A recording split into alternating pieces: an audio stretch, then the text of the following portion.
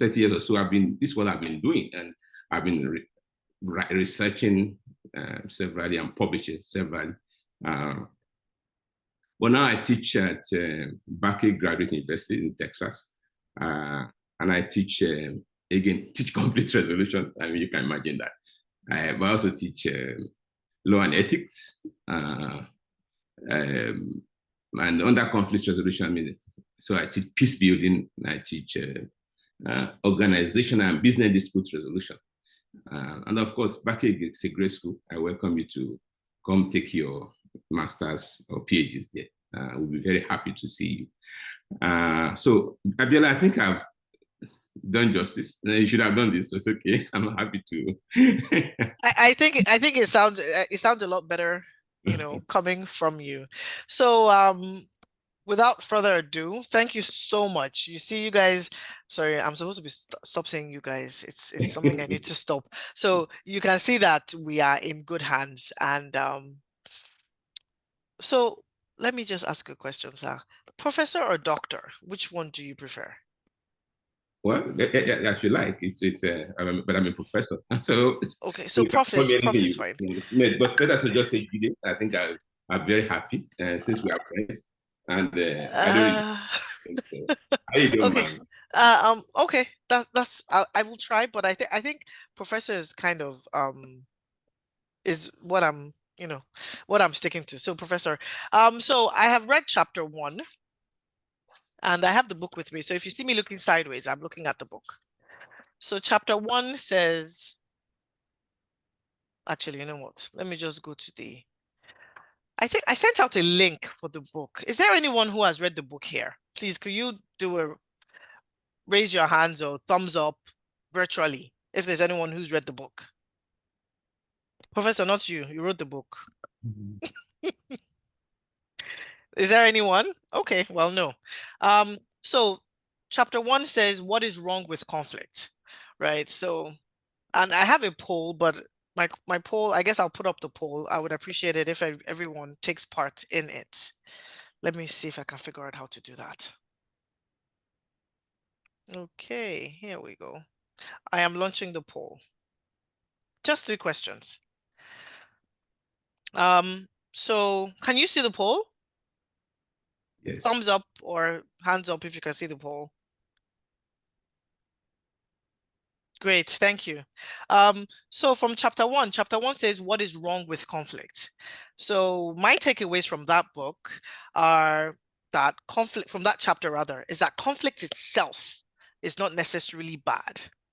And it can be seen as an instrument of progress depending on how you relate with it. And then something that struck me in that while reading that chapter was that there are okay, excuse me, sorry, that there are, if you're a winner in a conflict or in a dispute where it is not a win-win situation, you are referred to, according to professor, as a nominal winner. And that in itself casts a shadow on the fact that you've won. So professor, if you would be kind enough to okay, well, so the third thing I read was that I took away from that was also that the failure of the current processes that we have, and not to take away from the lawyers that are in-house, that are litigation lawyers, has given, well, not rise to, has given a fall back to something that has been around since the beginning of time, which is mediation, which is popularly referred to as the alternative dispute, as an alternative dispute resolution. That's another takeaway from the first chapter. So my question is, Professor, can you please explain to me the concept of a nominal winner? And then is it possible that you have conflict that is eternal? Okay. Those are very good questions. Thank you, Abiola, and thanks for starting the review, and welcome again, everybody. So let me take that last one. Is there a concept of eternal conflict? I think there's a concept of eternal conflict. Maybe I've never used that concept before, but you have to understand what conflict really is, because most of us, our perception of conflict, I call it Lagbaja. For those of you from Nigeria, West Africa, Lagbaja is a musician who is always masked. And so for most of us, conflict is masked. And so we see it as negative. You see the question that Abiola posed for us to answer. He said, is it good or bad? I can't answer that question because I think conflict is neutral. Conflict is completely neutral. Conflict is not a problem. The way conflict is treated is the problem. Now, if you fast forward, when she goes to chapter 10, maybe she will be able to understand better where I'm going. There's a need for everybody to have a philosophy of conflict. And in chapter 10, I try to help us develop that, to understand that conflict is simply like thermometer, a measure. It measures the tenor, the tempo, and situation of our relationship. So conflict itself is not what is bad. What is bad is the way we relate to it. So it tells us, oh, your relationship is high, which means it is meeting its needs. Say husband and wife, business partners, parents and their children, and all of that. So when it is then when the temperature is fantastic, is good. When the tenor, the tempo of your relationship is good, that means it's meeting its needs. The conflict level will be low. Just remember, just always think of thermometer. But when the relationship is not meeting its needs, it will be hot. The temperature will go up. It's the thermometer. Remember, no fever makes the thermometer to go up. So conflict is really like the thermometer. The level of the conflict, like the level of the thermometer, the degree, shows you whether your relationship is doing its job or not. In other words, conflict is what makes us to have relationships in the first place. Our relationship is what brings conflict in the first place, and it will lead to resolution in better relationship or new relationship to meet our needs. So when we have needs, then we talk of conflict. It means there's an unmet need. That's simply the definition of conflict, an unmet need situation. If you don't have an unmet need, if everything is going as it should in the relationship, whether internal relationship between you and yourself or external relationship, then the idea of conflict will not exist. Now, the Yoruba has put it in a way that has helped me amazingly. Because when I first became a mediator in London, I saw mediators struggling to resolve conflict. It was like a weight on them, like they felt pressurized to resolve conflict. And I felt there was something wrong with that. So at the same time, I also saw this thing that Oyinbos are calling, Europeans, Westerners are calling ADR, that this looks like what we do in our villages, that our elders do. So in my last article, which some of you must have seen, I called it African Dispute Resolution. And so when I came back home to Nigeria, I started looking at what our fathers were saying. I began to hear them again. And they say, Aremajakosi. Ajamarekosi. I'm sure you heard that before, all of you, those who are at least Yoruba. Now, what's the meaning of that expression? A relationship without you having had a conflict does not exist. And then the other side is conflict without you having a relationship doesn't exist. Now, if you try and break it down a bit, it means that as a human being, let's take the example of a woman, for example. Everybody knows that women celebrate the wedding. Am I wrong? Most 99% of women look to wedding. Yeah, Abiola, including yourself. Does that mean that men don't look forward to it? No, I'm being with women. I'll get to men. I don't know. I doubt. Well, why didn't you start with the men? Okay, since I started with women, let me then. Anyway, so a woman, I think, looks forward to that relationship. Now, the thing that we don't ask ourselves, why are they doing that? Why did they do that? It's not just because of having a relationship. There's an innate beauty. There's an innate desire in a woman to reproduce, to have a kind. And that takes me to the men too. Men too, maybe they're not as open about it, want to get into the relationship. As a matter of fact, the classic thing is that the men that chase the women. I disagree with that, because I think that it's just that women are more subtle than men, in terms of who is chasing after. But the fact that both sides desire the other. Why? It's a conflict that is leading them there.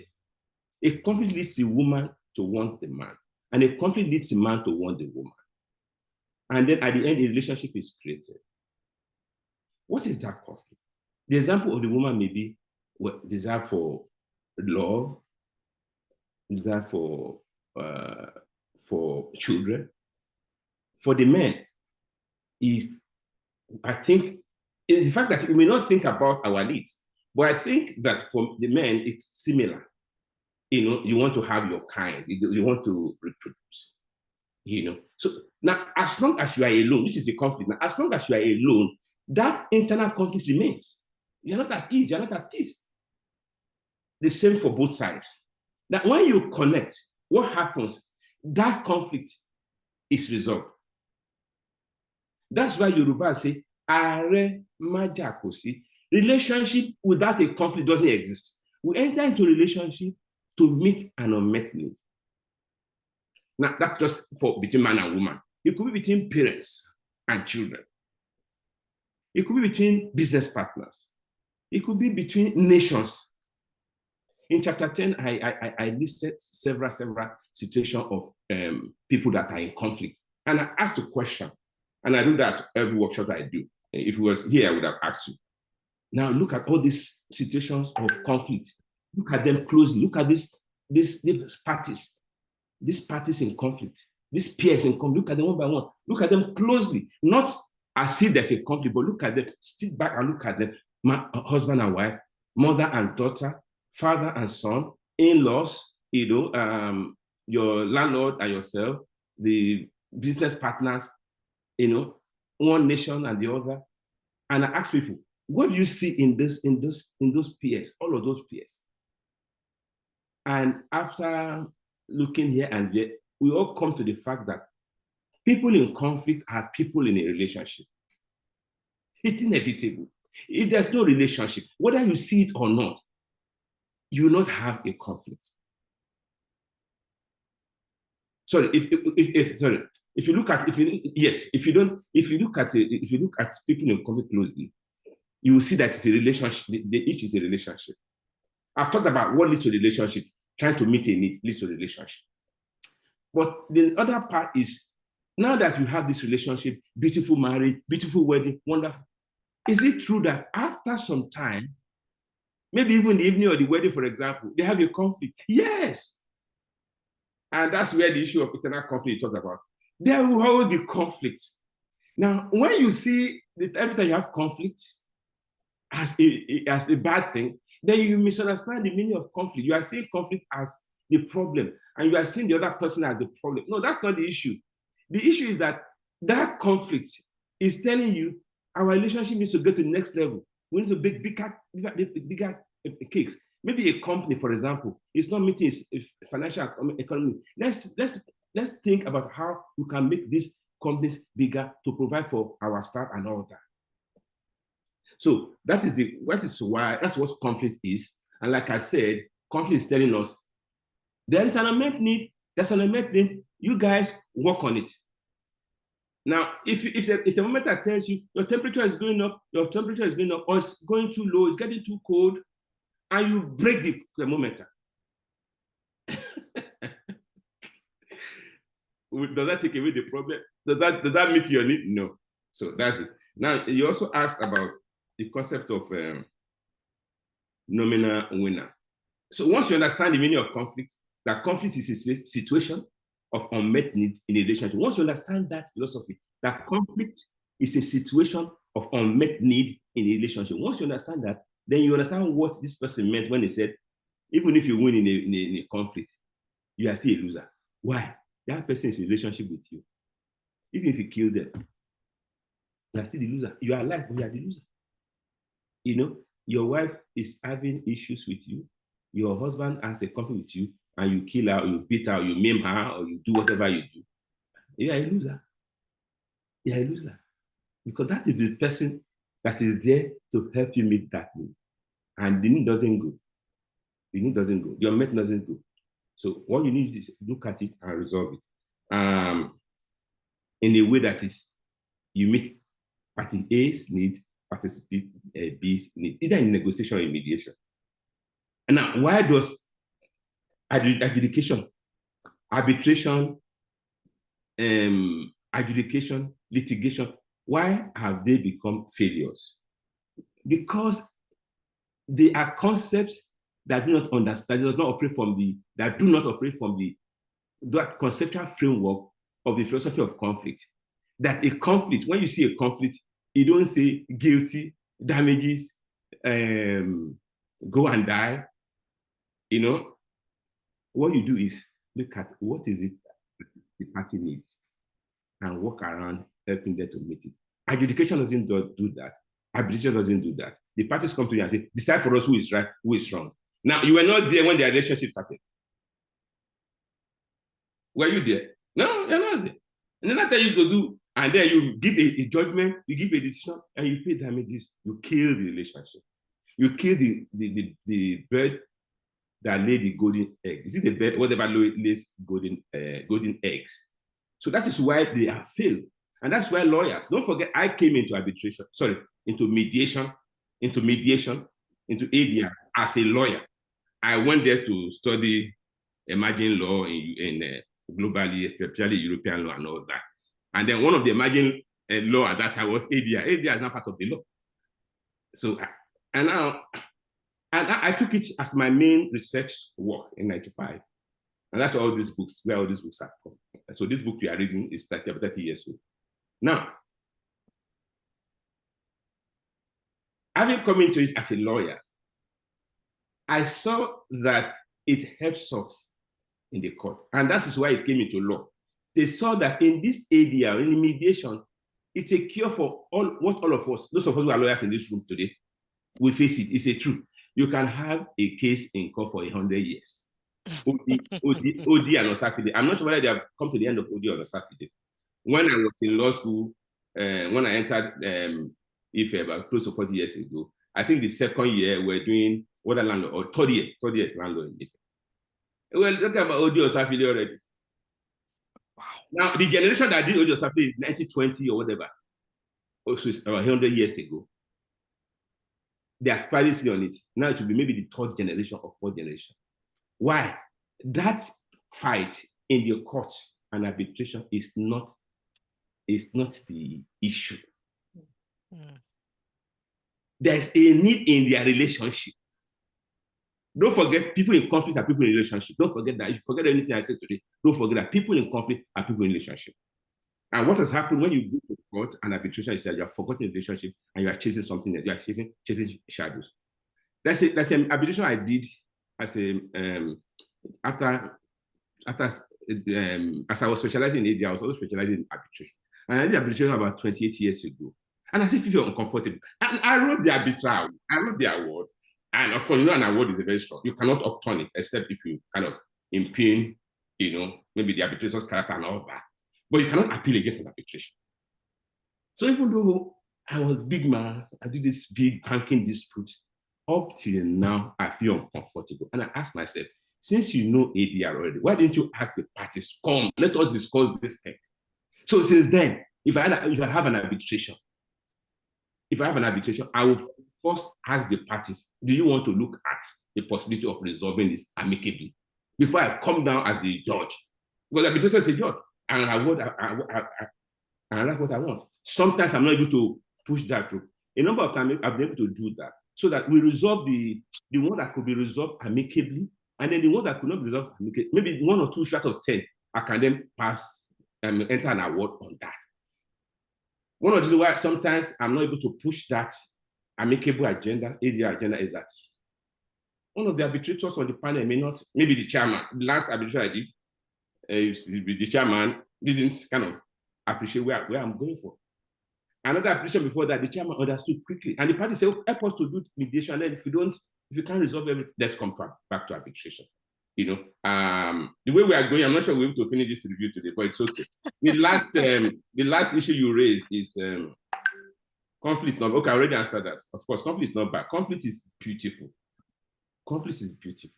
And I gave an example one time. You know, people view labor unions negatively. People are in management.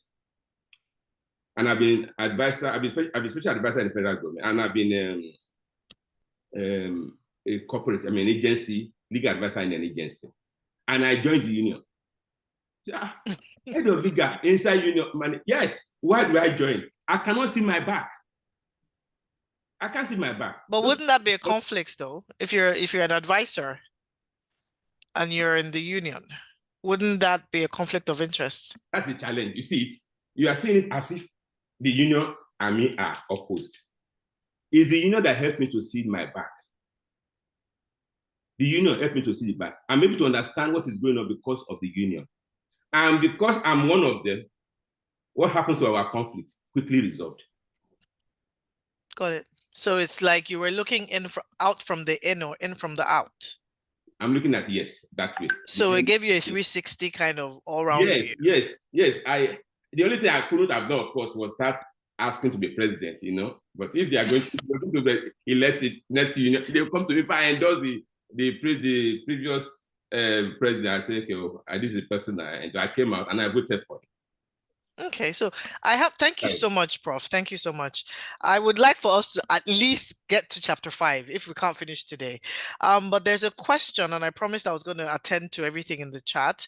There's a question about the poll. Has everybody been able to participate in that? I resent it.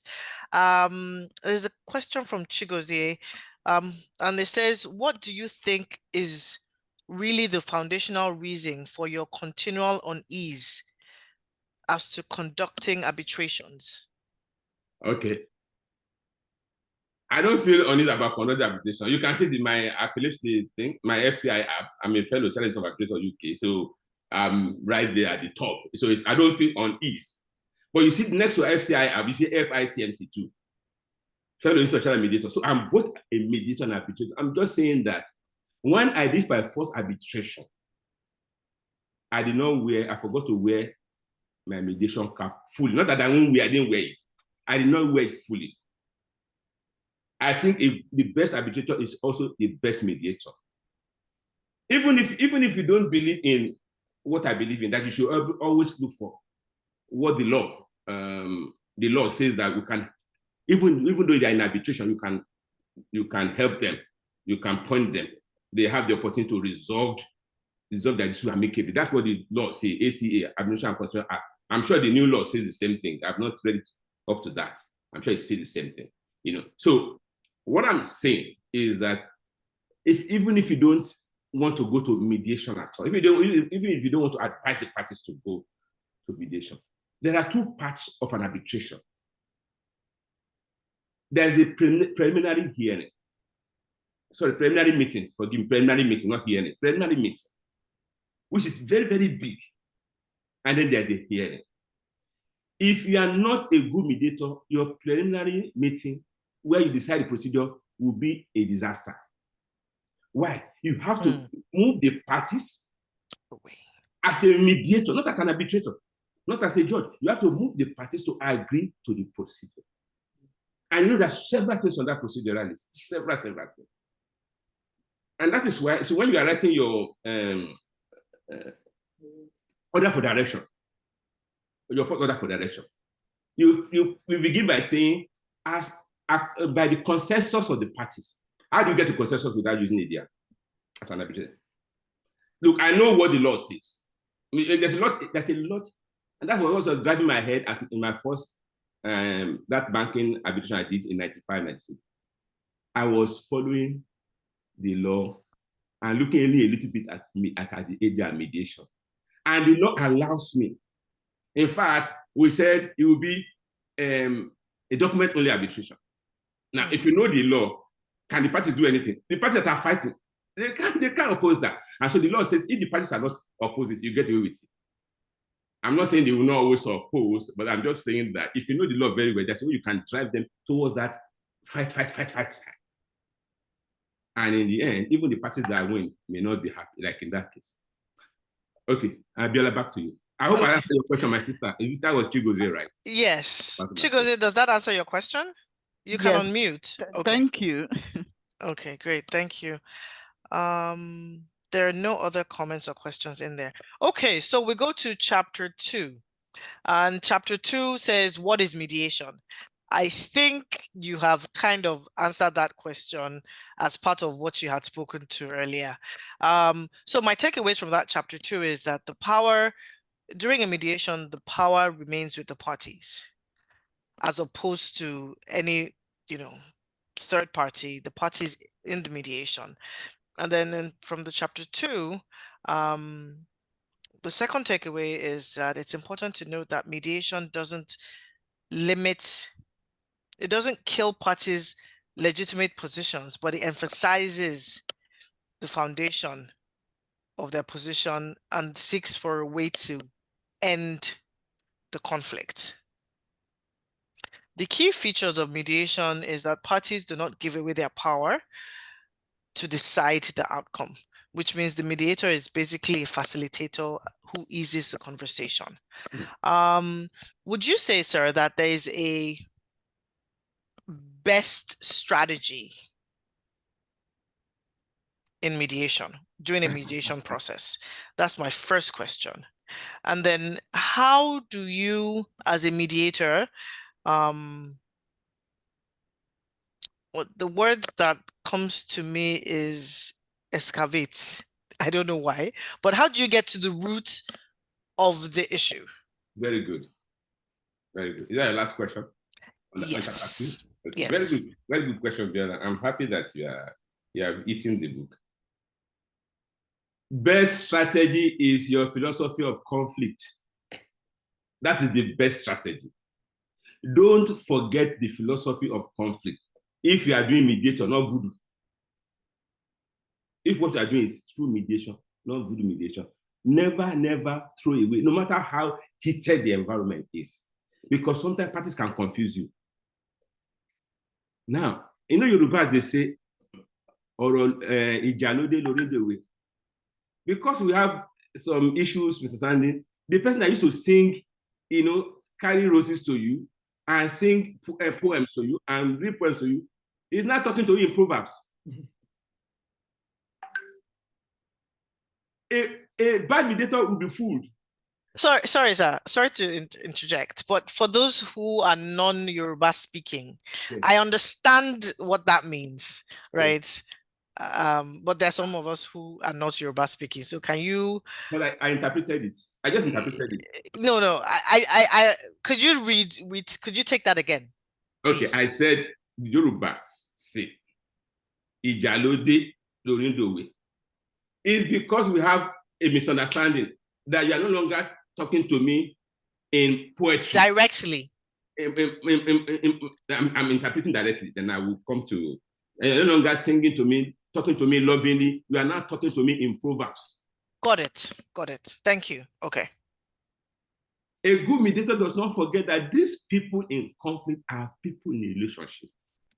Iraq and USA. Iraq and just the best example in terms of international mediations, if you want to do international mediation for mediation, is Ukraine and Russia. Now, people are taking sides. But who is the cousin of Ukraine and who is the cousin of Russia? Who is the closest country in the world to Russia? In the Soviet Union, who are some of the notable presidents of the Soviet Union? I won't give you the answer, just go and do research. That you say, we name this person, is popular as being the Soviet Union president. Check where they came from. Also do a research in where is the Holy Land of the Russian Orthodox Church. So I'll give you about three now. Who are the closest people ethnically, culturally to Russia and to Ukraine? Which country in the world? Which some of the most notable, if not best president of the Soviet Union, where did they come from? And thirdly, what was that third question? Where is the Holy Land of the Russian Orthodox Church? If my reading of my research is good, my literature is good, that Holy Land is now the capital of one country, and that country is not Russia. And the first letter of that town, of that city, is K. Okay, so answer your question, best strategy. Don't ever be fooled by these people who are burning each other's houses and killing themselves. Before you were born, they had a relationship. If Odi and Osafile, if you go back to the, go back, if you can find the law report, go back to it. Odi and Osafile, I'm 100% sure there are people who are either two communities that next to each other, or two families that have become so intertwined. You ask yourself, what is going on? So it is brothers and sisters that have conflict, not strangers. So a good mediator never forgets. When a good mediator sees a conflict, no matter how many people have been killed, no matter how many fires have been burned, he tells herself, people in relationship. That's the best strategy. Now, if you have that in mind, you'll be able to, even if you forget everything we are saying, if you forget everything you are writing in my book, if you forget everything from page 1 to page 9, if you remember and you are telling yourself, oh, that's his wife. Sometimes, not sometimes, I did a mediation for, Shibadi was AG of Lagos State.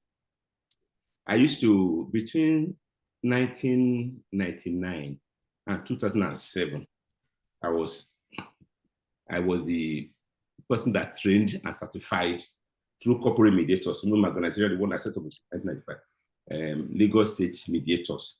They're in a place called Citizen Mediation Center. Citizens Mediation Center, yes.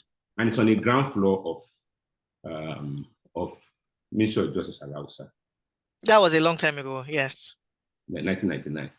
In fact, the name Citizen Mediation I gave them because Shibari was very smart. He was AG, and I told them this thing that we are doing here that you call Citizen Arbitration Center. Yes, this thing you are doing is not arbitration. This is mediation. Many lawyers, at least in those days, used to confuse arbitration and mediation. In fact, up to now, I think they still do. Even now, in my class today, I was teaching earlier today, and they were doing an exercise. In that banking dispute I told you about, that I did in 1995, I use it now to teach. Why do I used to teach? Guilty conscience. I should have done mediation. Every time my students mediate that case, they get a better result than I did in 95, 96. Anyway, so they were doing the mediation. I was watching them. And about 2 to 3 of them kept saying, we are at arbitration, and we are addressing the mediator as president. Did you see it? Now, of course. Anyway, so that was the problem they had in the Ministry of Justice those days, when Tinubu was governor.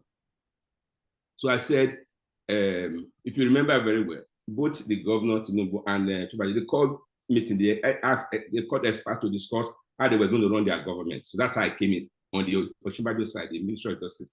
So I said, this thing you are doing is citizen arbitration, or it's arbitration, it's mediation. It's mediation. So if in another 1 week or so, he has changed it. He's a very smart lawyer.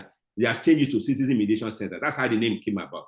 Anyway, I went there because I was their consultant. I went there one day, and I forgot the name of the director then. She was trying to do a mediation, and it was running into problems. I mean, it happens a number of times when they are doing mediation around problems. They can ask me to help them with the mediation.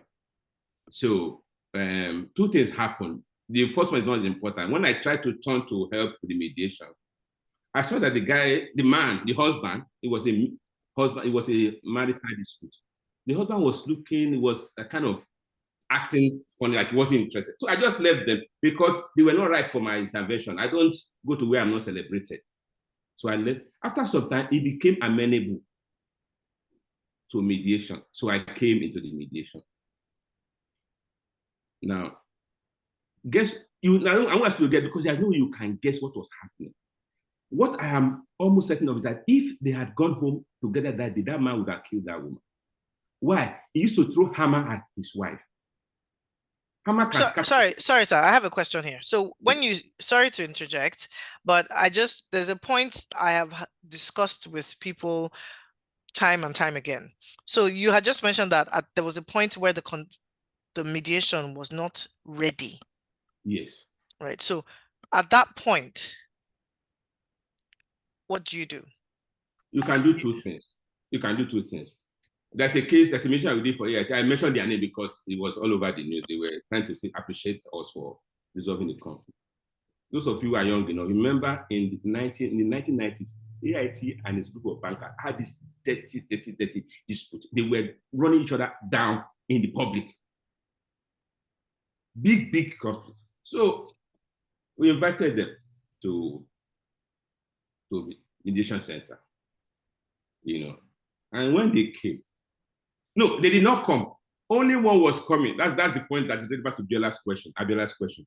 One party was coming, the other party was not coming. So I told my colleague, I said, we're going to start. They came once, we asked them to go. They came the second or third time, and these are not small boys. These are people who are very important VIPs. I mean, so I said, we're going to start today. And my colleague said, he didn't oppose me. He didn't oppose me. I think he trusted me enough to say, well, okay. But he did not put himself in front. I was the one in front doing the mediation. But the important is that we started the mediation. So when parties are being difficult, you could start with the party that is there. It is mediation. What is the rationale for that? By the way, it resolved. That's why they took that half page in literature to say thank you to us. It was resolved. And by the way, I was not the last mediator that led them to resolution. But if I had not started it when there was difficulty, they would not have got to the end. Okay. So what is the rationale? I told my colleague, I'm not mentioning his name because I'm not sure he wants me to mention his name. I told him, if we can start with this party that keeps coming and keeps coming, if you can start with them, at the end of the day, we'll be able to tell the other people, send them something juicy that will make them come. And that's exactly what happened. By the time they heard that we were making progress, they came to the mediation. So, but what is the rationale? Why would I take that step? Mediation is not litigation, where you say if all parties not there, adjourn, or arbitration. No, in mediation, what we are looking for is not who is right or wrong. What we are looking for is how can we meet the need of this person in front of us. In other words, there are two separate sets of needs. Party A has our own unmet needs. Party B has its own unmet needs. Or company A or country A has its unmet needs. Country B has its unmet needs. And for all you care, it may be that meeting that you just do with one that may resolve it. After that meeting with one person, they may be able to have enough courage and knowledge to go and meet the other person directly and do negotiation to finish it up. Or in my case, get a mediator if I'm not available to finish it. So good mediators know that once they have a party, they have the mediation and they start. So that's the reason. Now, you also asked the question of escalate. No, excavate. What were you excavating again, Abiola? So I'm just, my question is, how do you get to the root of the matter? How do you find out what the real issue is? Because there are times where what really seems like the issue, and I say this from my own small experience, compared to you, my experience is nano. I have nano experience. Okay. I'm in mediation. There are times what is on the surface, it's not what it seems. Yes, very true. Very true. And if it's what it means, you are not a mediation. If you can see it, you can see it. If you can see it, then it's not mediation you are doing. You are doing something else. You don't see it because why? It's not your relationship. It's not. So I'll come back to that. But let me first go back to the issue of the hammer throwing, which is why I was able to excavate. So what I was doing was I excavated number one, what was the problem? There's a difference between a problem in conflict and a need in conflict. The problem was destroying the hammer. in Russia and Ukraine, people think that the conflict is war. This is not the war. The war is the problem. If that war ceases today, it doesn't cure it doesn't resolve the conflict. So anyway, so I was able to excavate the problem, which is the third step in the 10-step mediation that I described in chapter 6. We'll get there shortly. Now, the other thing I was able to know what the root of the conflict. What was the root of the conflict? These were almost middle-aged couple. You know, the wife may be 40, the husband may be 50. About 25 years earlier, they just got neatly married. Maybe 20 years earlier, they got neatly married. And the woman stayed at home. She was a housewife. Unfortunately, you know, they don't capture housewife in GPA. And that is a big production area for the country. Women are doing so much at home, or husband, and what is husband that are house husband? They are doing so much, but they don't capture their productivity. Anyway, this woman is at home. And then the man goes to work. One day, he came back from work and saw the woman, the wife, playing Ludo. I don't know if anybody remembers Ludo. Ludo is well, if you're African, if you're Nigerian, you know Ludo, you know, that dice and the 6, 1, 2, 3, 5, 6 that you throw it, and then there's this the round circle thing. Anyway, this man, the husband saw the wife playing Ludo with this young man. What do you think he concluded? Can you interpret your laughter? But it could be a myriad of things. It could be she wasn't working. It could be this is what she's doing all day. It could be who's this man what so made you comfortable laugh? with I'm my asking life. for the thing that really made you laugh. It's not because she's not working that you laughed. That was no. No, so, it could be a lot of things. So my Oga became very jealous and envious. That was there apparently for years. And so Oga is insecure, but that's another matter for another day. That's the word. It's not in that matter. That was the problem. That was the challenge. And the security was hidden. So it was not, so all the time he was treating his wife badly, sometimes violently. Like I said, that day, maybe if I threw the next armor, he would have splashed her brain, he would have brought out her brain, and of course, he would have been taken to the adjudication and he would have been hung by now. I'm talking about excavation. How was I able to get to that?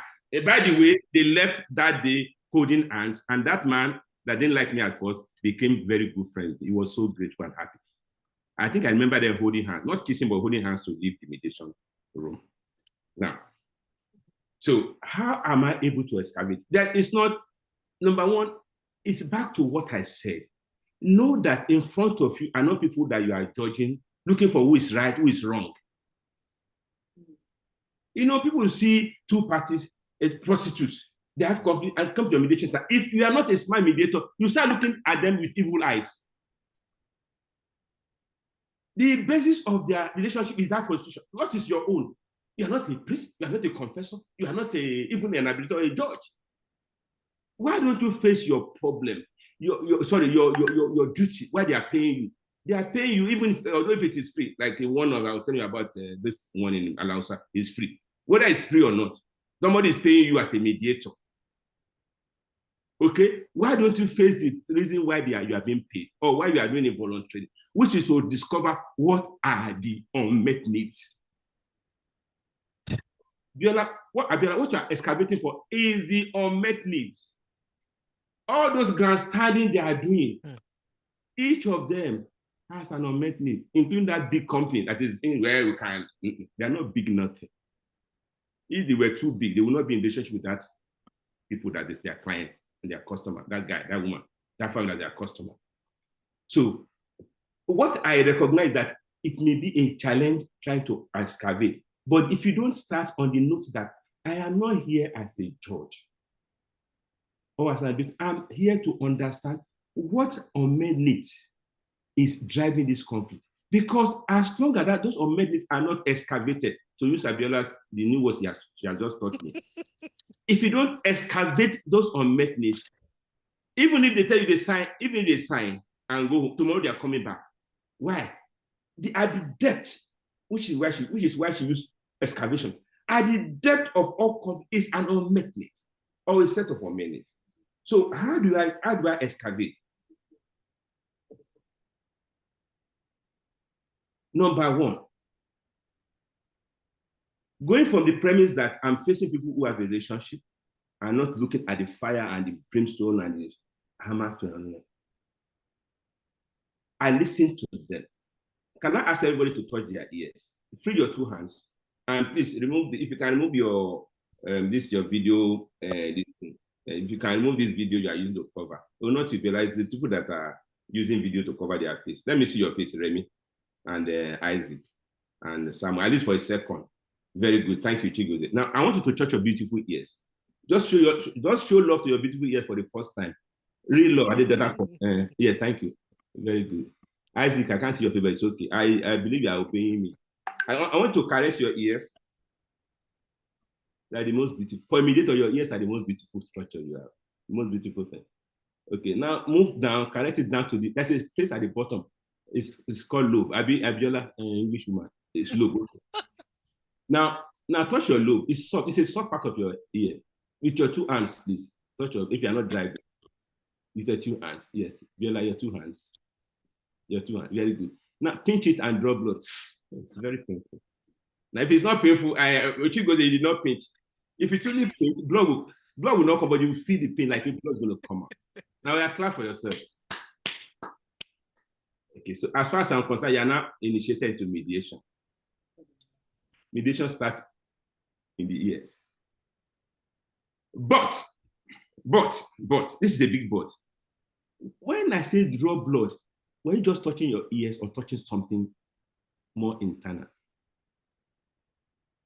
Bella, don't answer because you've read the book, so you know the answer. But those who have not, if you have not read, when I say touch your ear until you draw blood, I did what are you really touching? Yes. My external hair. And when you drew blood, you know, you just drew blood. It's always painful when you really do what I just said. When you drew, yes, sir. Where did you draw the blood from? Where did you draw blood from?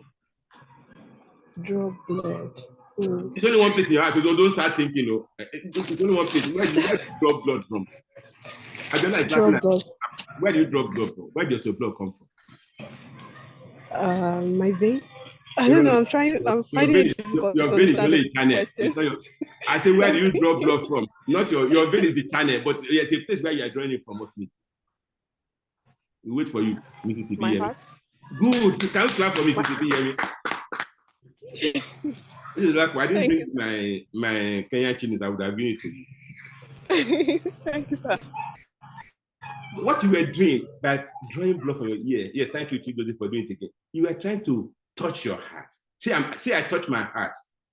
Everybody, unmute and say I touch my heart. I touch my heart. Good. I see. I touch my heart. Unmute and say I touch my heart. I touch my heart. I touch my heart. Good. I want you to write something down. I want to write something down. Write something down. Say okay, sir. Heart. Say the heart. The heart. Write it down, please. The heart. The heart. Say it and write it. The heart. Okay. Say it and write it. The heart. The heart. Abiola, say it and write it. The I heart. have written the heart. Good girl. The heart. Hears it. Say and write. Hears it. Hears it. Yes. Far. Hears it. Far better. Yeah. Say it and write it. Far better. Far better. Good. Than the than the ear. Than the ear. And the heart hears it far better than the ear. And yes. Ever hear. Ear can ever hear. Ever hear. Yeah. Because the ear can ever hear. Good. Okay. Did you write everything down? Yes. Okay. Yes, sir. Want to go? Read what you wrote. Yes. The heart can far better than ever hear it. Oh, I want to clap for you. So, good mediators, what do they use to hear? Their hearts. Good. So when there's this thing, they don't hear. Now, Abiola, I think myself, we are both Lagos people. In Lagos, they talk about airtime. Somebody can pretend to be listening to you. They give me airtime. They are not really listening to you. A mediator doesn't do that, cannot do that. Cannot do like a Lagos boy, a Lagos girl. A mediator only hears with her heart. Are you getting me? So the excavation begins with how you hear. When you tell a mediator half, what does she hear?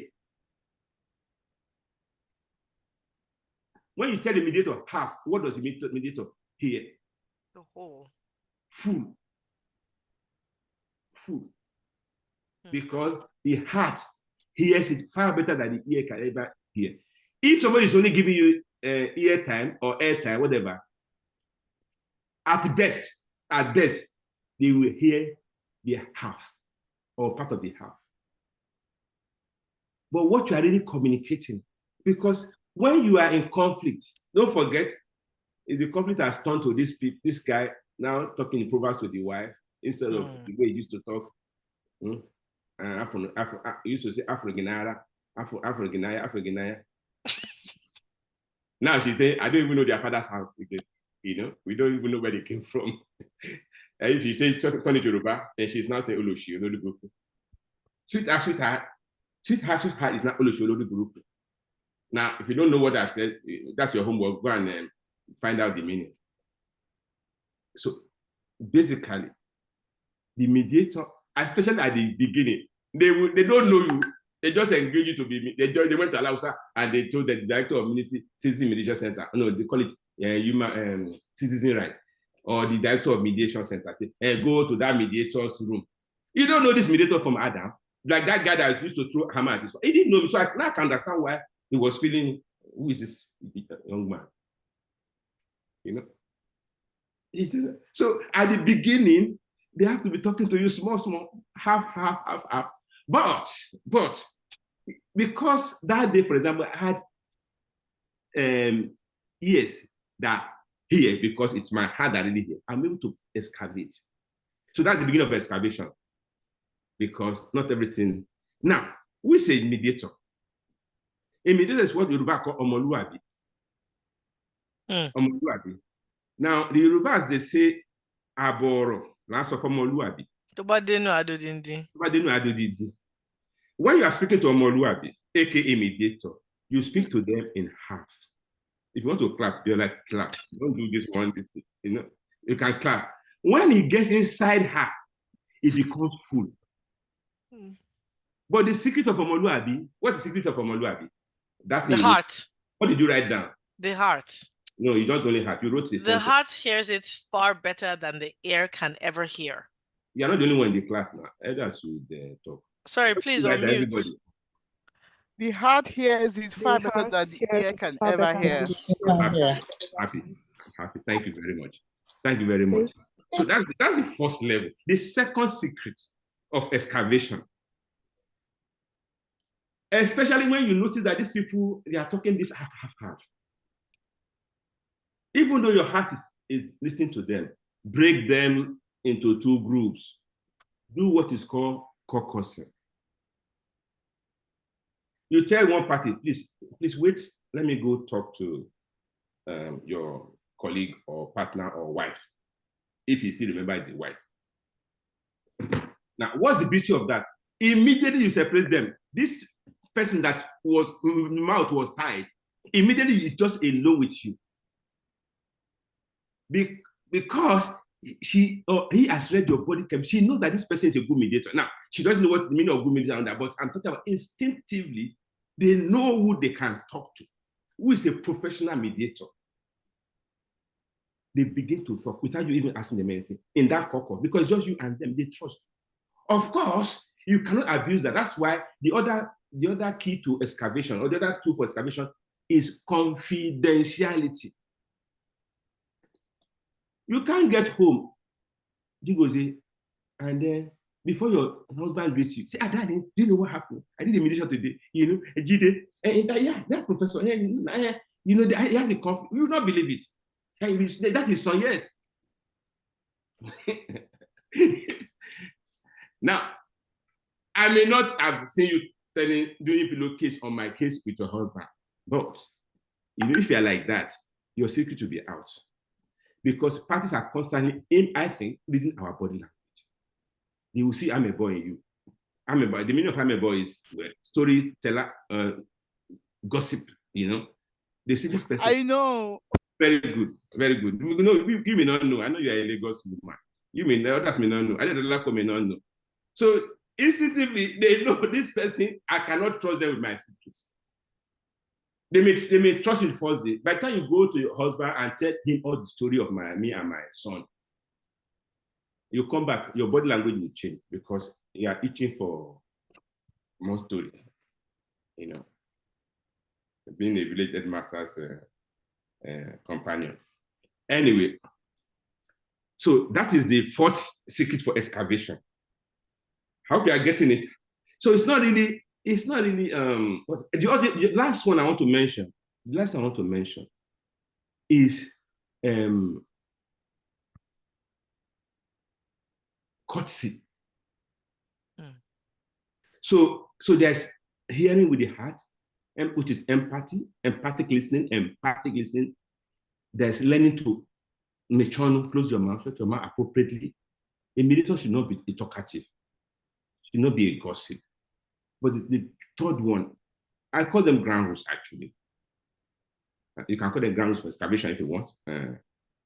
Is respect. Ugubu, unkwayelum. Please interpret since you are shaking your head. Respect in Igbo, Ikwayemadiru. Ezioku. So respect brings respect. Courtesy. It's in other languages have it, In Yoruba, they say "Shubu fumi," "King shubu fun," "Don't just carry ajadu." Trip for me, as I trip for you, is the fun in dog play. Mutual respect. When you respect a party, they will not know when they start opening up to you until you get to the excavated ground. Mutual respect, deep respect for them. In fact, if I have a party, do you know where I put them? If I'm doing mediation, do you know where I put the parties? Who can guess where I put my parties in mediation? I hide them somewhere inside my body. One place. You already mentioned it too. So your heart? Yes, please clap for our coordinator, our host. How large is this heart? Because clap for her. Thank you. We'll clap for you too. Good. I like what is clapping for you with it's doing virtual clap. Very good. I hide you in my heart. When you are in my heart, is there anything you will not tell me? Nothing. Absolutely nothing. Nothing. It's become my wife says I listen. Well, she didn't use what my soul, but I listen with my soul. When you listen to somebody with their soul, what do you think the person will think of you? If you listen to somebody with your soul or your heart, what do you think the person, when this person knows that what they are saying, the way you listen to them, it's as if your life depends on what they are saying. How do you think the person will treat you? Is it with openness or closed up? Answer me, Biko. Openness. So there's nothing not said. So that's my secret of excavation. I'm not saying that's all. There may be more. Abiola, over to you. Wow. Okay. I was not expecting that answer. Wow. Okay. That was deep. From that, I have so many questions, but it is already past. It's 7:15 Lagos time now, and I really appreciate everyone's time. I am going to crave the indulgence because we're just on chapter 2. I as you said, and I wasn't expecting this, that we would do a part 3 of this. In view of the fact that today is a Saturday and people have things to do, I would like for us to vote. Do we stop at chapter 5? Do I just clump chapter 2, 3, 4, and 5 together and we can end it there today, or do we go on?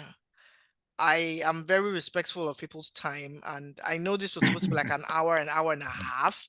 We've already done an hour, 15 minutes, and we're just on chapter 2. So please, can everyone unmute, or by show of hands, what do we do? The whole book, okay? And you know what? Before we even do that, while you're thinking on it, there are questions I would like to attend to. So there's a question from. Let's round up at 8. I don't know what 8 is. That's 2 p.m. Okay, that's Yes. Mr. Fatogun. Good evening, sir. So round up at 2 p.m. my time. Is that okay with everyone? That was just one person. We are 22 here. So one person is not even close to a consensus. So let me read the questions while you maybe put it in the chat, and then there's a question from Ayo, who's my friend. Thank you, Ayo. It says, what happens where a party deviates from the agreement or resolution reached during mediation? And can the resolution reached during a mediation bind parties' successors? Professor, did you get that? I heard. I'm just writing it down. Okay, great. Okay, is there a need for me to reread, or you're? The first one is if party deviates from the agreement or the resolution reached during mediation. You're asking what happens if they deviate. What happens, yes. And then can the resolution be binding on the parties' successors? That's the first one. Very good. Maybe I'll take that one first. Yeah, okay, all right, sir. If party deviates, what do? Number one, I'll blame myself. Are you following me? I'll blame myself. That thing I did, I wrote an award and I went to school. The party is there. They say, what can they do to you? If they went to court, and I know they went to court, the court would tell them, you chose the arbitrator. Mediation, it cannot be the same. I will, by default, I'll blame myself. Because if a party looks at an agreement I mediated and run away from me, there's something wrong with my mediation. So that's my default. Now, I may be wrong in my default, but that's the first thing I will do. Why? The parties are before me. It is their conflict. And I claim, I've written, I don't know how many books, claiming that a resolution reached by the parties themselves is the best in the world. And the following day, the man files a suit. With the same subject matter. On the same subject matter. That means your skills. What was I mediating? Yes. What was I mediating? But there may be other reasons. I can't tell the reasons now, but there may be other reasons. But you see, I have what they call a 10-step mediation, chapter 6 of the book. I was just going to say. Which are called checklists. Did I follow it? Now, I'll go back to, you remember Oshimbajo's Mediation Center, the one he created in 1999. Citizen Mediation Center. Sir, can I just say something? I still have plenty of questions here. And people haven't responded to, okay, hold on. They say we should do 3, 4, and 5. Okay, yes. So some people say we should do the whole book. So we need to put into consideration the fact that we are, we're taking people's time. So maybe we're just going to do half. So could you be as succinct as possible? No, what we can do, we can adjourn. Mediation is hot soup. You don't rush it. Never rush it. Okay. What I say now is we want to see somebody's practice tomorrow. So I prefer to come back another time and we'll continue. As a matter of fact, for some of us, they got it already. They understand what to do and so on. But we need to carry everybody along. That's what we're doing. So we'll take our time. I hear you, sir. Yes. So let me answer this question. When we finish, by that time, people would have voted whether they should wait until 2, as my learned friend Fatogun said, or we adjourn, But let me just deal with this question you asked me, and then we'll take the next step. But we're taking the census of whether we should get it to or we should do everything. Now, so all right, sir. Now, there may be other reasons. So I was giving an example of Oshimbajo Citizen Mediation Center, CMC, in Hausa. Because I was their consultant, I had the privilege of going there. Sometimes, like I said, they could come in and help us with the mediation. Sometimes I just watch them. And sometimes I hear them. 1 or 2 of them, by now, they will be directors, or they would have resigned or retired. 1 of them, 25 years ago. Some of them will say, these 10 steps, they are too long. Mr. Olagdoju would say, the steps are too long, 10. So what did they used to do? Guess what they used to do? They used to short-circuit it. Step 1 is understanding a party's feelings. Because every time there's a conflict, especially when you're ignorant of what conflict is, you have a feeling. I don't know about you, but every time I have a conflict, even now, after 30 years of mediation practice, I still feel something when I have a conflict with you. I have a feeling. So step one, understand party's feelings. Step two, deal with the feelings. Whatever. I knew there's director in that mediation that used to kneel down for people. What she was doing, she was not solving the problem. She was dealing with their feelings so they can feel calmer.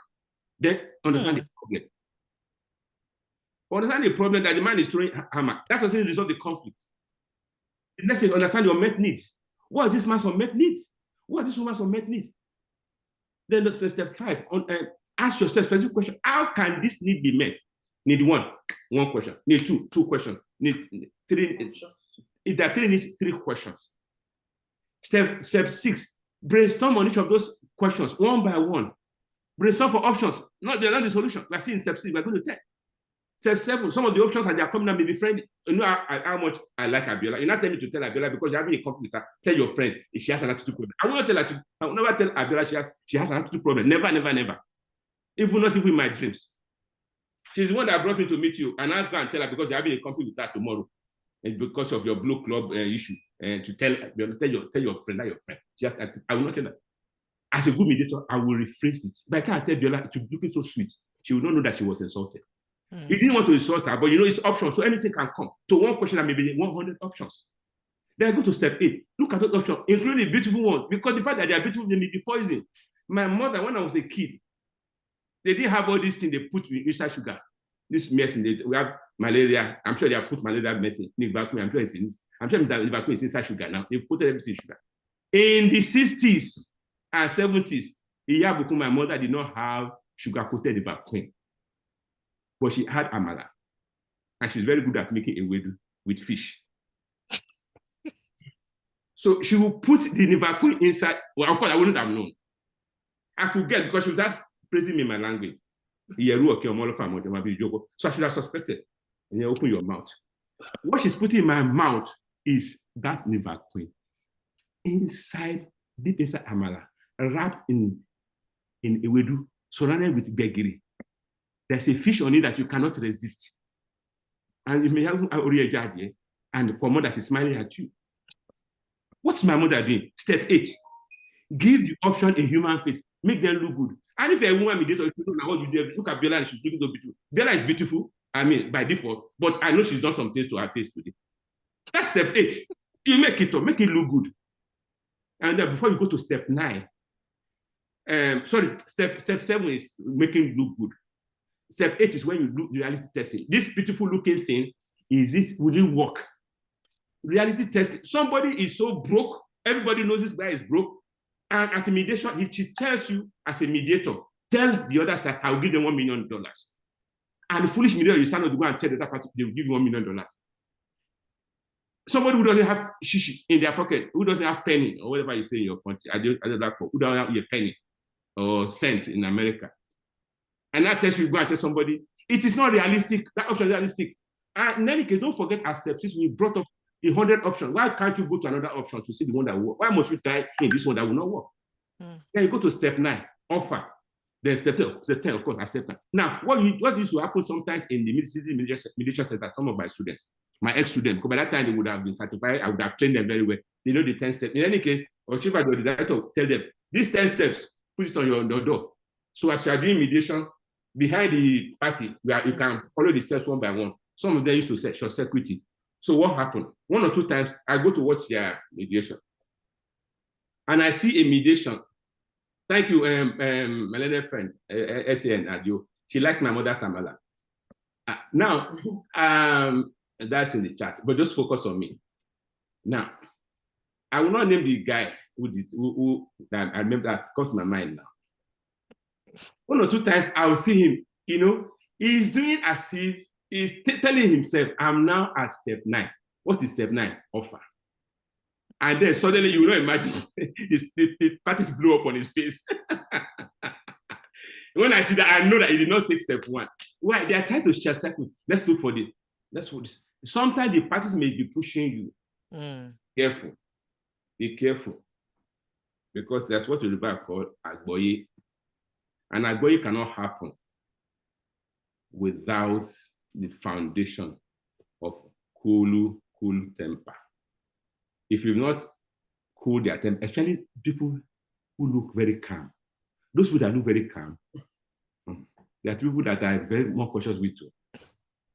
Inside their calmness, they may be boiling in that conflict.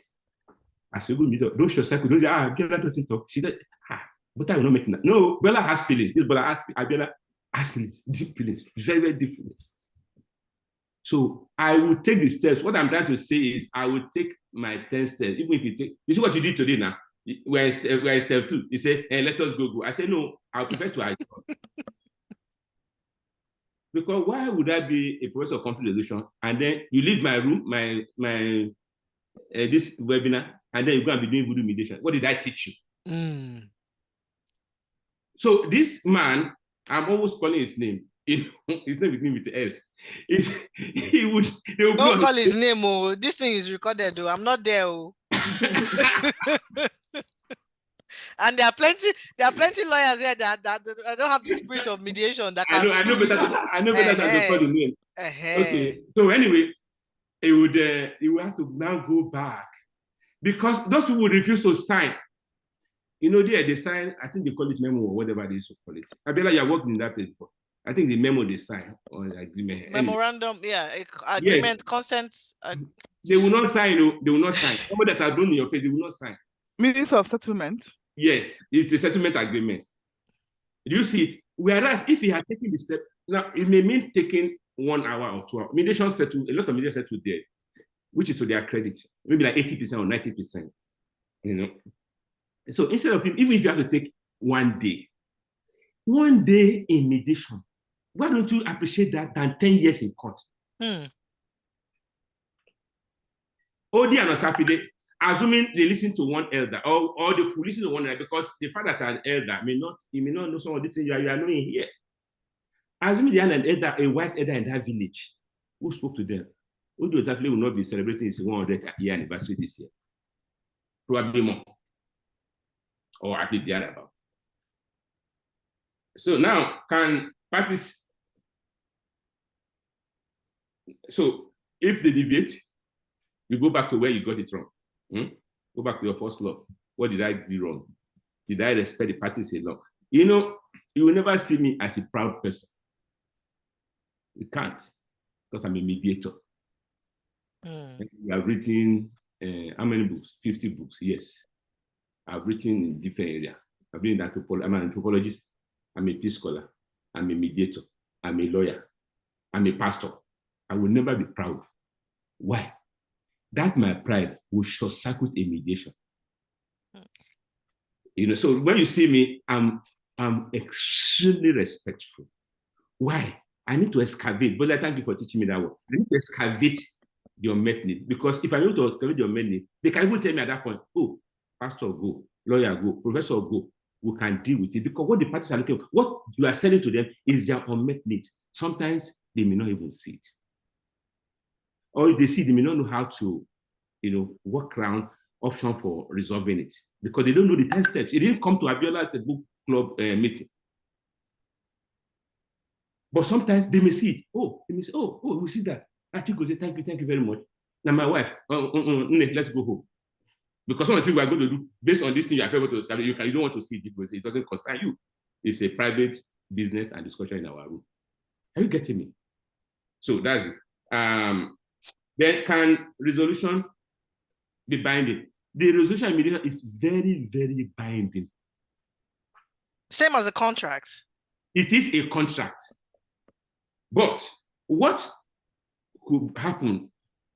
Please don't forget that your focus should not be on bindingness, on implementation. If you do a good mediation, like I just told you now, they want to go home and continue their love situation. They want to go to their business and continue and start building bigger businesses.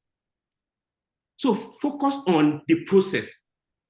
If you do a thorough 10-step process, the parties will be so fulfilled. Because how will you deviate from an agreement where you have something to gain? Ask yourself. That's the only reason for mediation, to reach an agreement that will benefit you. Are you getting me? Are you getting me, folks? Yes. That's the end of mediation. So focus on doing a good process, and then they will not you won't worry about buying, because they will feel obliged. They will feel happy to fulfill that contract because there's something in it for them. Nobody will come to a mediation and not give themselves something, but they will not if you don't do good mediation. Oh, back to you, Bella. Great, thank you so much. Ayo, does that answer your question? If it doesn't, please just put another question in the chat. Abiola, Yes, sir. Abiola, she asked about ratification. I forgot to mention that. Yes. Yes, it does. When you have an agreement, you can do three things with it. Of course, you can choose to be verbal. You can write it down, simple agreement. You can make it a consent award. You can ask the mediator to wear the cap of arbitrator, just for the purpose of reducing the contract, the settlement agreement, to an arbitral award, and you can take it to court for consent judgment. So there are about 4, but the one that is people will not tell you about is the one I just said now. The best way to ratify and enforce is to do a good mediation, because if you do a good mediation, it will be sweet to them. Everybody wants to do it because it benefits them. They will look like that husband and wife that left in my mediation room, holding hands, from throwing hammers to holding hands. Back to you. Great, thank you so much, sir. It's 7:32, so we have roughly 28 minutes. So there's a question from Shania Dio. It says, in certain circumstances, a party may be insistent on winning it all, either based on technicality or the strength of its case. This is a learned silk. How would you handle such a party? Okay, very good question. Very good. Because this is a litigation. This question is coming from with a litigation mindset. Maybe not.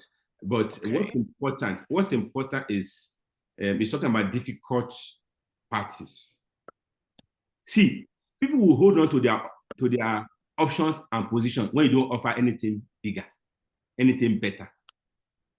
In fact, that thing the man is sure of, it may be what will kill him. But it feels that it's in a stronger part. Do you know why people will keep referring to me, coming to me, asking me, like Abiola asked me to come and talk with you today, which is a great joy for my life to meet you guys. Why they will come is that I will never do grandstanding. Ask Abiola, each time she asks me, hey, Prof, can we have a talk? I say, yeah, let's talk. And when I say, now you can talk now. I don't try to give the impression that I'm busy, too busy. So, but when you do grandstanding, you think you have strong position. There's nobody, only God has strong positions. The man that has it all today, just leave him till tomorrow, he has nothing. But when you have the attitude, and that's where the mediator comes in, what are you doing with the parties? Because the mediator's primary role is a teacher. So Melena is senior. When the parties see you, after 1 hour, they will change. Why? How do you come to me now? You want to do grandstanding on what basis? Biola has told you this is who the person is. So what do you want to make Yanga for me for? What? Why would you want to make Yanga for me? Apart from that, when I do mediation the way I do it, which is with total humility and respect for you, and I'm listening to you with my heart and my soul, why would you say you must stay in this place that will kill you? Why would it kill you? Every conflict is between people in a relationship. One may be very big, one will be very small. But if they didn't have a relationship, they will not be in conflict. Sometimes a president of a country, not necessarily the one that is in your country now, whichever country you are, a president of the country may feel so big that he starts terrorizing people and treating people as if he's their God. What drives him to do that? He thinks that he's everything. And that's drives him. But in the twinkle of an eye, they can throw them out. And that's happening in Africa for some time. Not the recent one, the recent one. For about 10 years now, 15 years, they've been having this where people who are almighty in quotes have been thrown out. So my answer to you, sir, is that If you can teach them to come down from their highfalutin, their high horses, can teach them to come down, then they will see that the way forward is not in killing this other person. The way forward is in baking a bigger cake. Because no matter how big they think they are, they can be bigger if they can be more humble. I probably didn't answer you, but that is the way I'll take it. Before I trained as a mediator, I practiced in Kaduna for about 6 years before I went to England. And almost all my cases, I didn't know what ADR is, I didn't know, but when I entered the car, I'll say, Adio Komu, my learned friend. You see this Mrs. Kudo? Mrs. Kudo was our CJ in Kaduna. You see this Mrs. Kudo? Now only one brain she has. So. Me and you, between us lawyers, we have 2 brains. There's no way she can give us a better result than what me and you can come up with. So I always, as a rule, before I knew what is called ADR, as a rule, I will sit with my learned friend on the other side and we'll talk. And I don't remember when we never settle. Very rare that we don't settle. When we finish settlement, we go to Mrs. Kudo. Mrs. Kudo, please enter the judgment for us. Consent judgment.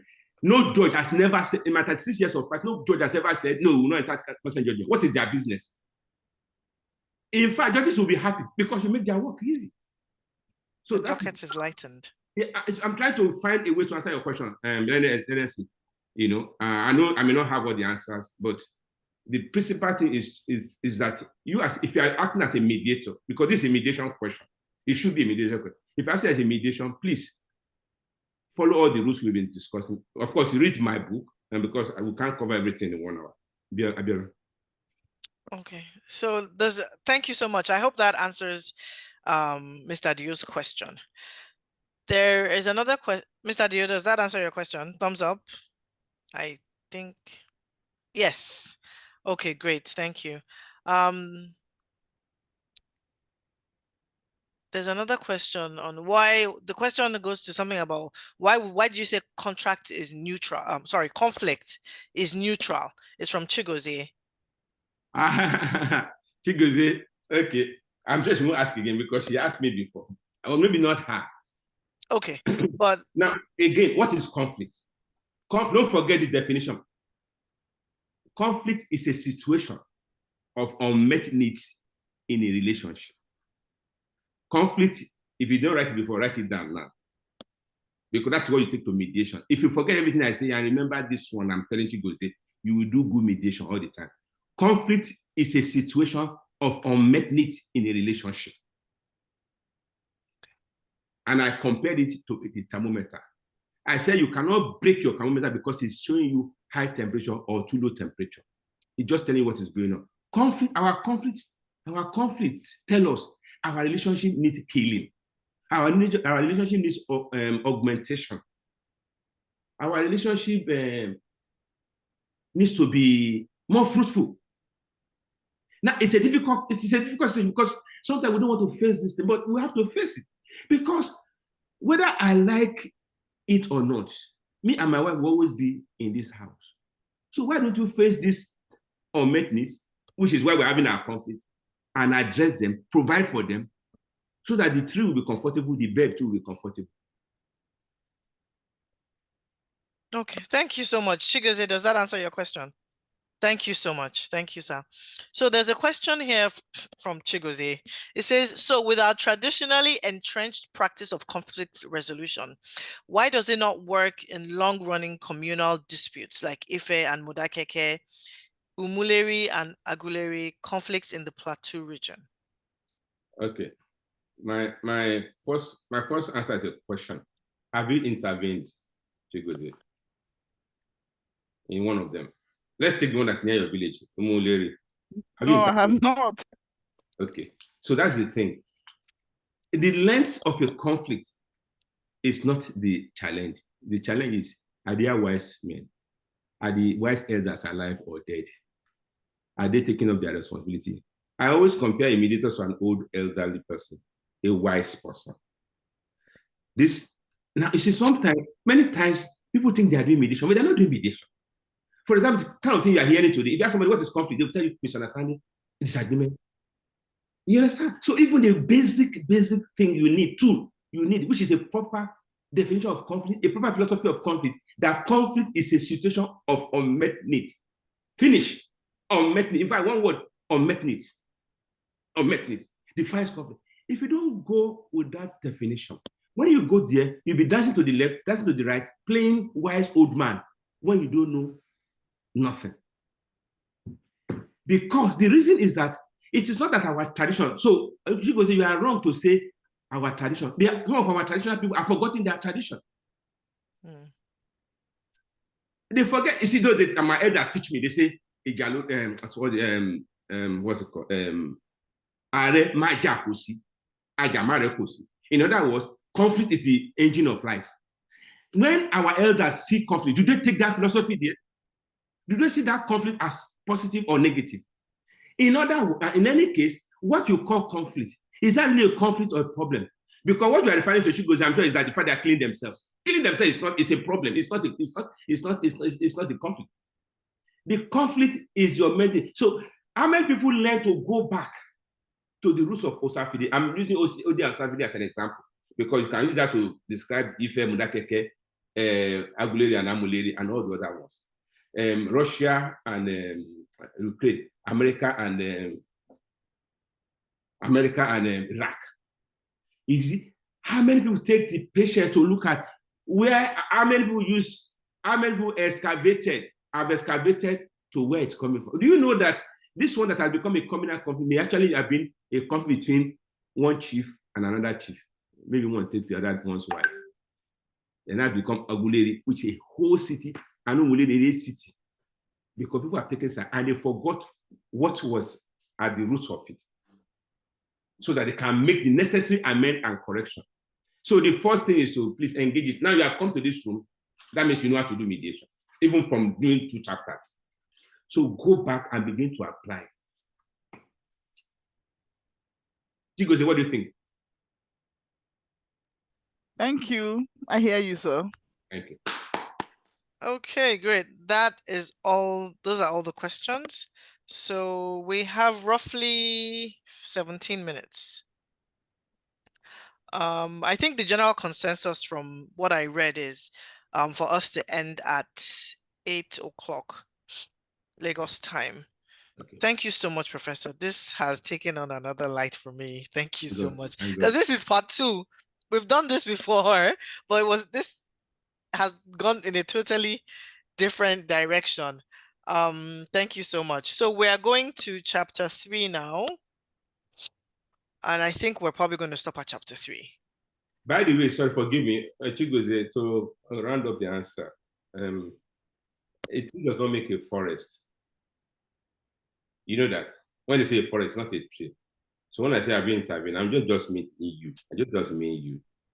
In this room now, we have 20 fantastic mediators. Just by our interaction today. These 20 mediators, there's no way you will take half of them to Ife, Umuleri, and they will not give you audience. And you know, if you've come to my training or my class, all you need is that audience, just by one party. And when they watch you for 1 hour, they will see what they never saw before, because you are coming from a place that people have never threaded. How many people tell you conflict is positive? They will not. They'll be telling you what they think they know. You know, even if they are fellow professors like me, they may not know. They may not know. How many people tell you that people in conflict, that people in relationship, they will tell you it's not true. They may tell you it's not true. So what you know now, just this room, just take half of this class to any of those people where there's conflict, they will listen to you, including Russia and Ukraine. You know, it's very painful for me, some of those conflicts. I mean, look at Russia, look at Israel and Hamas. Israel and Hamas. Do you know, it's like, I don't know if you know, remember in Lagos, this houses where they call it, is it face me, I face you? Face me, I face you. That's what it is. So this conflict in Israel and with Israel and Hamas, it's like people in the same room in several respects. As you said, there is an existing relationship. You know, I don't see how Hebrew would have come back as a language if Arab had died. The Arab language had died. How they would have been able to reconstruct Hebrew. And check that thing I told you about Ukraine and Russia. You know, Ukraine and Russia. Check the Holy Land of check who are the people in the so-called Russian Orthodox Church. Check the countries that they will claim forever that they are Eastern Orthodox, Russian Eastern Orthodox Church. And check what is the Holy Land of the Orthodox Church, Eastern Russian Orthodox Church. And check some of the most prominent presidents of Soviet Union. Check where they came from. You see what I mean? These are cousins. When you have a conflict, it's the person we have a relationship with. You may not see it, but it's the person that God has put in your life to have a relationship with. Whether you kill them or not, that is a different thing. Abiola, back to you. Thank you so much, sir. So Chigozie says Israel and Hamas is not a conflict per se, but an attempt by an egoistic president to redeem his image. I think that is a topic for another conversation. If you would like to, comment on that, sir, please go ahead. It's a very interesting answer. It's very political. Chigozie, yes. Well, your opinion. Thank you for putting that. I think that is your opinion. Because a very strong, powerful man. He can get really what you just said. I may not be able to. I want to do the mediation. I want to do the mediation, so I can't comment now. You can't comment. I hear you, sir. You have to be neutral. Okay, so going on to chapter 3, we have 13 minutes to go. And my takeaways from chapter 3 is that mediation is user-friendly, very unlike litigation, because it is a very, very flexible process. Perspectives is very important in mediation, and you have to be able to see the problems and have the parties approach the problems jointly. Antagonism, there's no space for antagonism in mediations. And then my third takeaway is in that chapter, he looked at the analysis of emotional structure and barriers. I think if you do a breakdown of that, sir, today we'll be here till 4 o'clock. So those are just my takeaways. My question is, I have 3 questions, but I would ask you one in the interest of time. Do you think there is a conflict between mediation and other more adversarial dispute resolution processes? Okay, very interesting question. Is there a conflict between mediation and others? I'll give you an example. I don't know whether it was Chigozie that raised the issue. I said that I am a fellow of General Institute of Arbitrators, UK, with a branch. My branch is in USA. I cannot do arbitration without mediation. I will not try it. I'm looking for my next arbitration. And I hope it will be an international one. So whether it is 1 billion or like a PID 20 billion or whatever it was, I cannot start without mediation. So a synergy. It must be. It's like husband and wife. How do you do plenary meeting without mediation? Well, you are doing mediation there. From beginning to the end, you are doing mediation. When they have agreed and you get to hearing, you can now wear the cap of a judge, aka arbitrator, overruled, permitted, all those things that But you have to set up an arbitration. You have to be a mediator. You must be a mediator. A mediator is a fantastic negotiator. So, is there a conflict? There's no conflict. Where there's a conflict is with the end. What do you want to achieve? If parties just want you to tell them who is older than the other, and who should pay people damages, you have to know where you want to go to. That's what they think they need. It asks them to go to court, to arbitration. But what is happening now is that even inside the Arbitration and Conciliation Act, now called Arbitration and Mediation Act, inside it, there was, and I'm sure there is, section 36, that says, in spite of this arbitration clause, parties are free to go to either conciliation or mediation. For me, it's the same thing. People want to split hair, say they are different, but that is what they want to do. That you can go to amicable settlement, even in the law. And by the way, when you are entering the Lagos High Court, Lagos High Court. You know that very old 100-year-old building? I think it used to be the Supreme Court in front of Tafawa Balewa Square. When you are entering it, the court, the High Court of Lagos State, you know the first room you see. They gave it a name, a fanciful name, multi-door courthouse. It's a mediation room. Yes. And the High Court judge has made rules, has pronounced that place is very important. He has created an ADR judge. If they were opposed to each other, they wouldn't be assisting like that together. I'm trying to answer your question. It depends on what people want. If people want peace, if people realize their relationship, they will come to mediation. They want to rebuild their relationship. If they don't want, they want everything to scatter. They want who is right, who is wrong in their relationship. Then they go to arbitration. They go to the court. But even in the court are saying it's too much, it's too small. Cool temper, calm down. Go and try and resolve it amicably. We have created a room. One of the biggest mistakes I made in my life is when Mrs. Kujo said, let me give you a room in this high court. So can we do your mediation? I said, in one room. Me, and that time I didn't know, I was still a young mediator.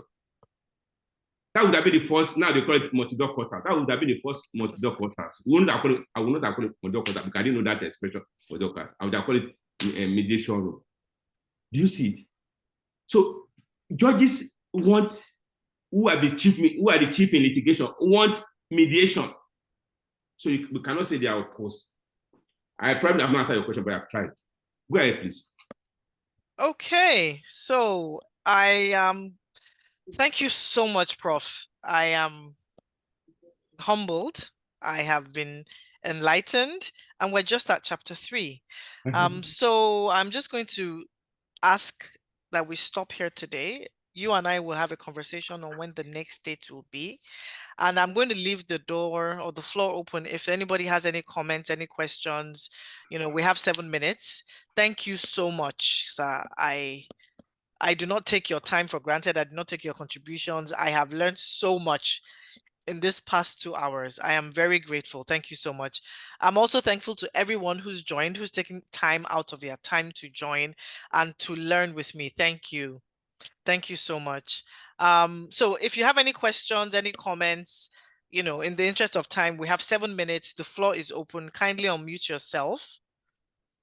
And we would love to hear from you.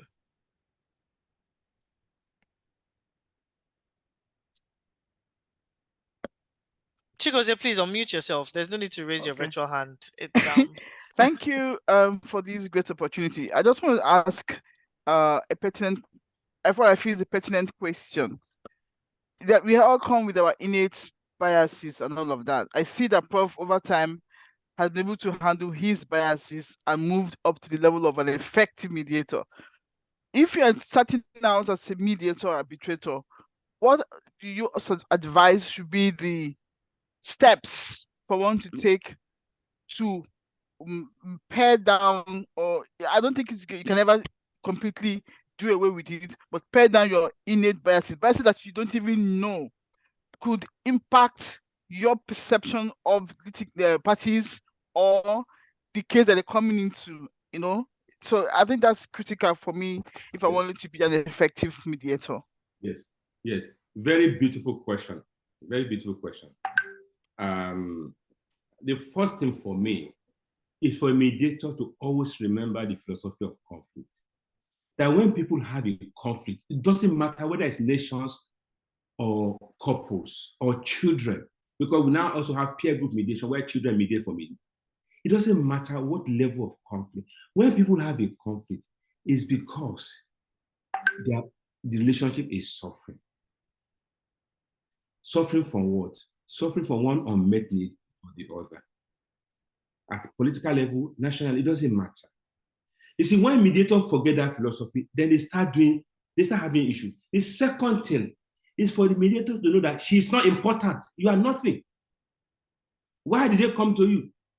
They come to you because they think that you have knowledge. Now, they may not know the knowledge you have. But they come to you assuming, even with a bias, that you can help them. If you become something else than a help, to help them do what? To help them talk to one another. Even when they're in caucus, that is one party with you, the other one is waiting.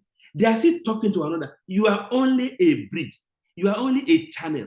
You are nothing more than that. You are not important at all. That is why I told you, if you are doing good mediation, they can stop and say, thank you, Chigozie. We can go on from here. Why? You've done your job. You've done your job. I don't know if I tried to answer your question. I know that, sorry, omit, Chigozie, omit. Yes, I understand. The most important thing is to know yourself as being as insignificant but important vehicle to get people together back into their relationship and meet their unmet needs. Yes.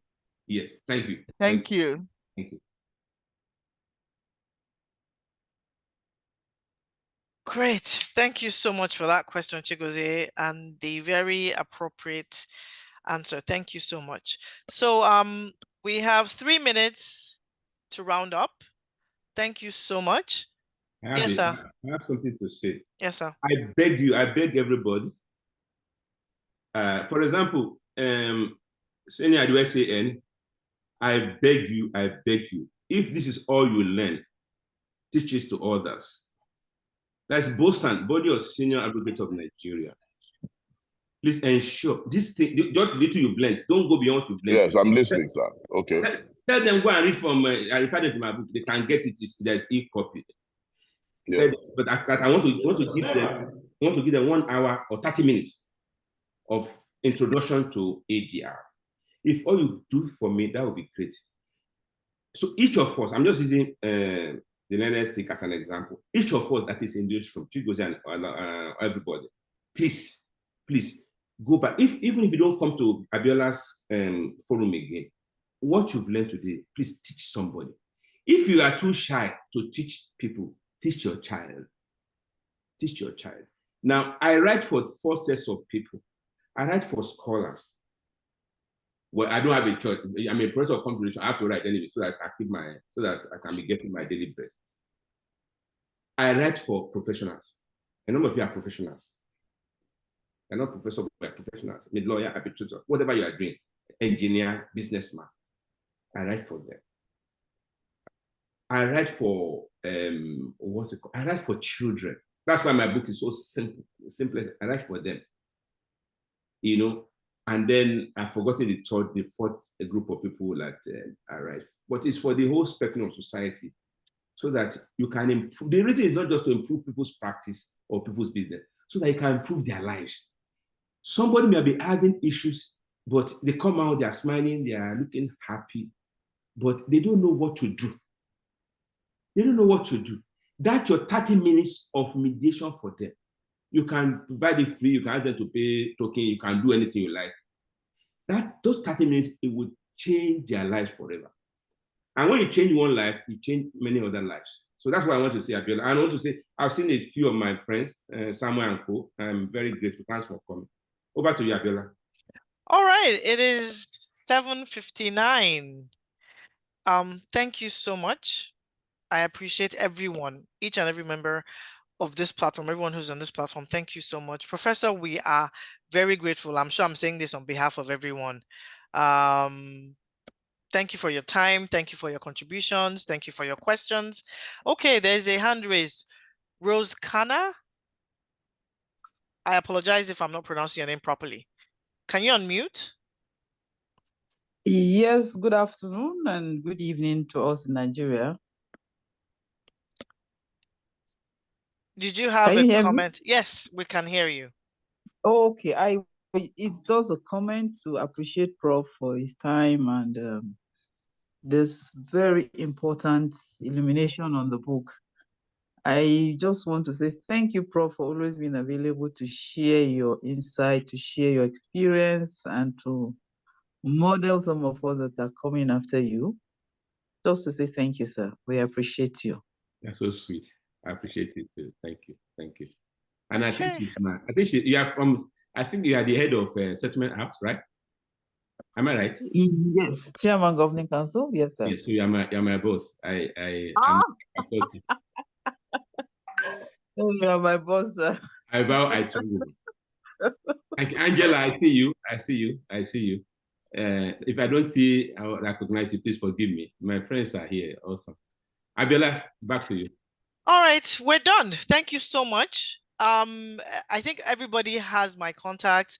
For part 3, I probably would not do a lot of, I don't know if Prof is going to go ahead and do publicity, but if you're interested in the part 3, please send me a message. I put my number in the chat group. Send me a message, and then that way we can, consolidate and move on to the next steps. Thank you so much. I appreciate everyone. God bless you. Have a great weekend. Thank And you. Thank you. this is Abiola signing out. Thank you, Mr. Fatogun. If I don't mention your name, I know you one-on-one. I'll probably reach out to you. Thank you so much. Remy, I am grateful. Ayo, Mr. Sani, thank you so much. Genevieve, thank you. It was really good seeing everybody. Leonard Silk, I appreciate you. Anne, thank you. I sent it to Anne like 5 minutes ago. Thank you Thank you so much. Thank you. You're welcome, Abby. All right then. Take care, everyone. Bye-bye. Thank All right, so. you. Thank you, Professor. Yes, my brother. Thank you, Prof. Thank you, Ma'am Abby. Good night, Thank you. everyone. All right Thank you. then. Bye-bye. Thank you.